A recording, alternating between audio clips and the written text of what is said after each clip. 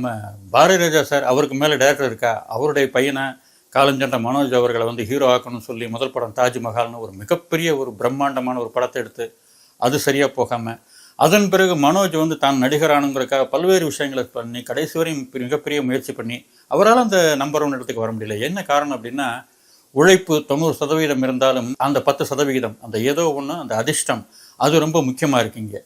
எல்லாம் உழைச்சு எவ்வளவு கடுமையான உழைப்பு போட்டாலும் அந்த கடைசி 10% அதிர்ஷ்டம் தான் இங்கு நட்சத்திரங்களையும் சாதாரண மனிதர்களையும் முடிவு பண்ணுது. அதில் எந்த ஒரு மாற்றமும் கிடையாது. மிகப்பெரிய நடிகர் அமிதாப் பச்சனை பற்றியே சொல்லுவாங்க. அமிதாப் பச்சன் நடிக்க வந்த புதுசில் அவருக்கு வாய்ப்புகள் பெருசாக இல்லை. அவருடைய நண்பர் ராஜீவ் காந்தி, அவருடைய நண்பருடைய அம்மா அவங்க prime minister of India Indira Gandhi அம்மா.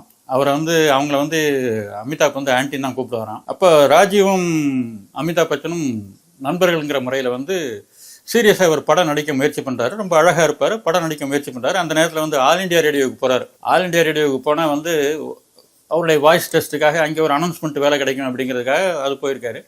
இவருடைய வாய்ஸ் எப்படிப்பட்ட வாய்ஸுங்கிறது நமக்கு தெரியும், சினிமாக்களில் பார்த்துருக்கோம்.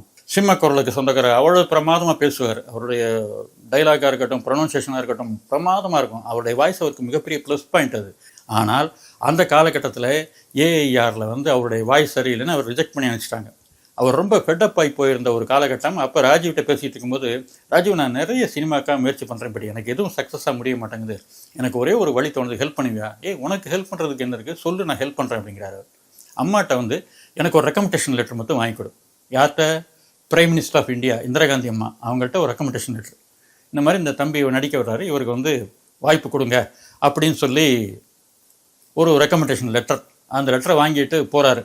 இன்னொன்று, அமிதாப் பச்சன் சாதாரணமான ஆள் கிடையாது. அவருடைய அப்பா மிகப்பெரிய கவிஞர்னு சொல்லுவாங்க. அங்கே ஏற்கனவே எஸ்டாப்ளிஷ்டு அவர் சினிமாவில். அவங்க அப்பா மிகப்பெரிய கவிஞர். அவருடைய பையன் பிரைம் மினிஸ்டரோட இந்திரா காந்தி அம்மாவுடைய லெட்டரோட நிறைய கம்பெனிகளுக்கு போகிறாரு. ஒரு முக்கியமான கம்பெனிக்கு போகிறாரு. அங்கே போன உடனே நடிச்செல்லாம் காட்டுறாரு, எல்லாம் ஓகே. அந்த முறை கடைசியாக அந்த லெட்டரை கொடுத்தாராம். கொடுத்துட்டு அவர் ப்ரொடியூசர் பார்த்துட்டு, என்னப்பா இது அப்படின்னு இருக்கார்.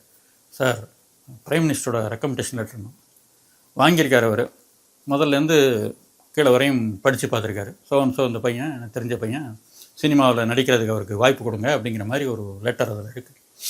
அதை படிச்சுட்டு அமிதாப் முகத்தை பார்த்து ஸோ வாட் அப்படின்னு இருக்காங்க. அவ்வளோதான். அந்த ரெக்கமெண்டேஷனுடைய மதிப்பு, பிரைம் மினிஸ்டர் ஆஃபீஸ் ரெக்கமெண்டேஷனுடைய மதிப்பு சினிமாவில் அவ்வளோதான். தான் கையூன்றி கர்ணம் பயன்னு சொல்லுவாங்க. அதுவும் இங்கே மிக மிக முக்கியம். எவ்வளவு பெரிய ஒரு கோர்ஸில் உள்ளே வந்தாலும் அங்கே மிளிர்வதற்கு அவர்களுடைய சொந்த திறமைங்கிறது ரொம்ப முக்கியம்.